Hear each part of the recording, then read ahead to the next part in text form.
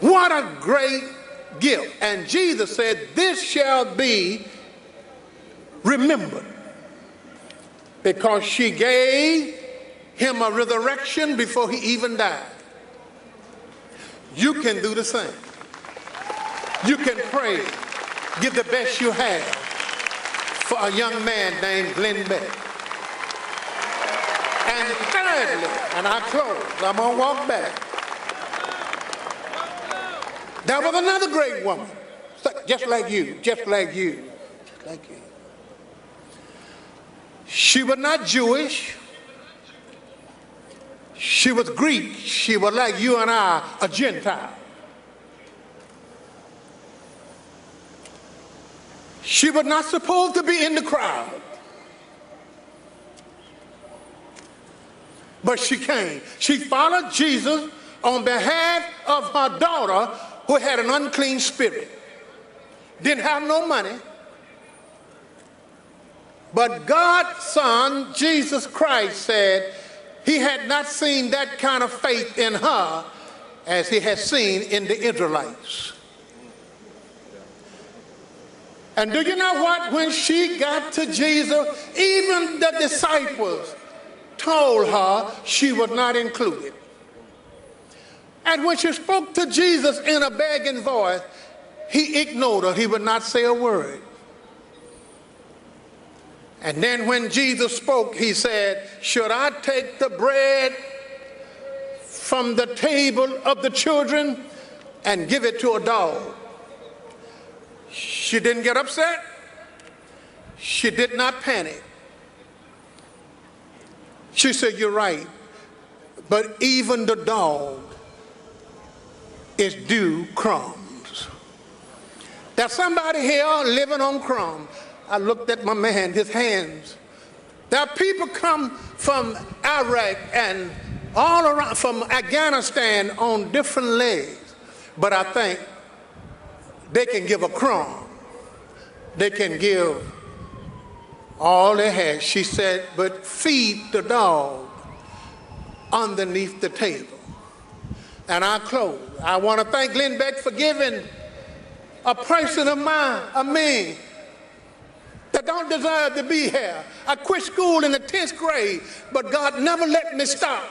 I have a bachelor degree, I have a PhD, and then I have a doctor of law, because God would not let me stop.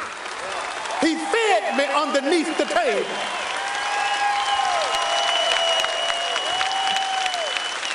And I met a man this morning. I sat down for breakfast. His name is Joe McNeilum. And he told me how God blessed him so, and all he wanted to do to see all the children. He said he went to a town and took a company that had been bankrupt.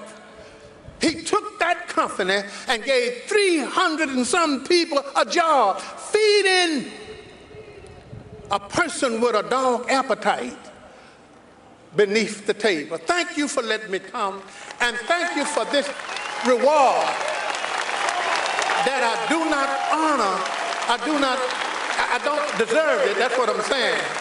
But I honor it to my dying day. Thank you, thank you, thank you.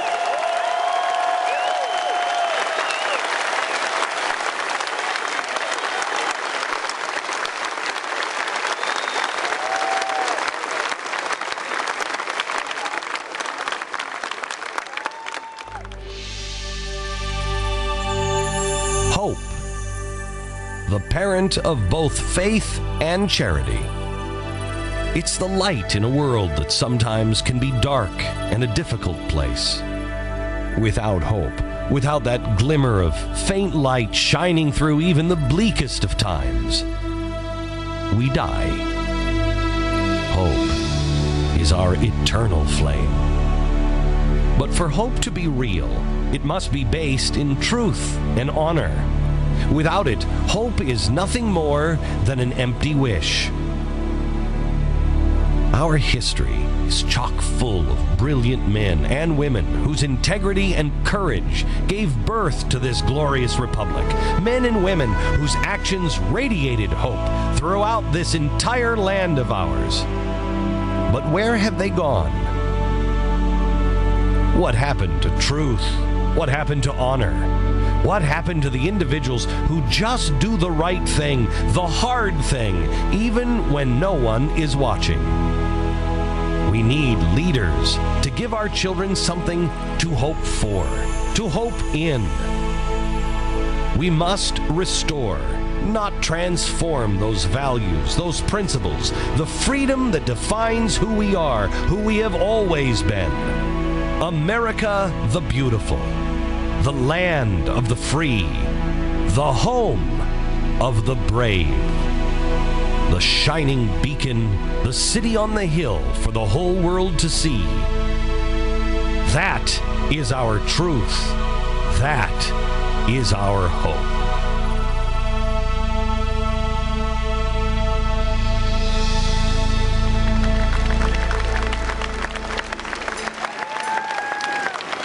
Ladies and gentlemen, here to present the Badge of Merit for Hope, the manager of the St. Louis Cardinals, Tony La Russa.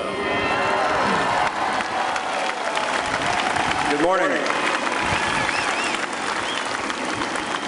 Wow, what a view.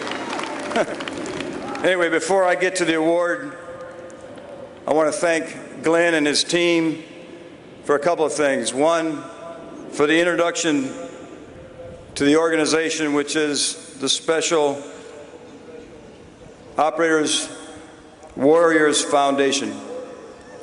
Did not really know about them until recently. An incredible organization. So pleased to get to know them, and will forever support them, as you all are doing. Thank you. And also want to thank Glenn and his team for this concept.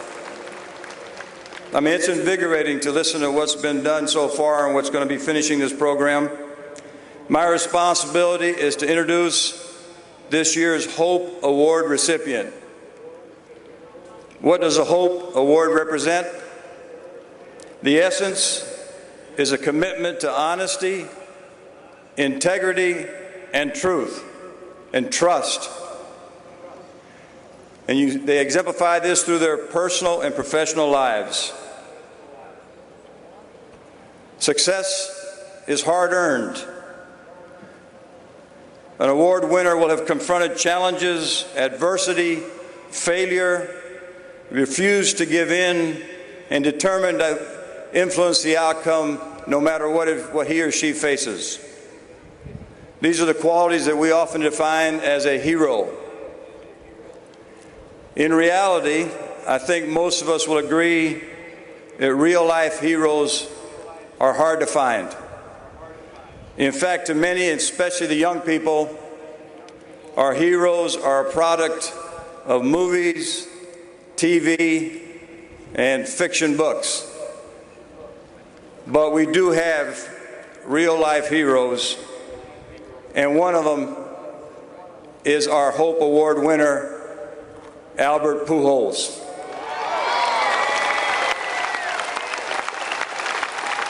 Albert is best known for his baseball career. He is just finishing his 10th year in the major leagues, and over the 120 years of Major League Baseball, Albert's first 10 years are historic. This is not the place, it's not appropriate to list what he's done professionally, as impressive as it is. In fact, our sport, we have our own awards to recognize excellence, and Albert has received some of them. But his baseball exploits are not the reason that he is the Hope Award recipient, because what separates Albert is his total commitment to his life in and out of baseball, his commitment to his family, Deidre and their kids, his commitment to his faith, and also his tireless in and out of season commitment to community. If you're in the St. Louis area, you will see Albert on days off, evenings off, throughout the very tough 6-month season, tirelessly being involved with causes, especially their own Pujols Family Foundation.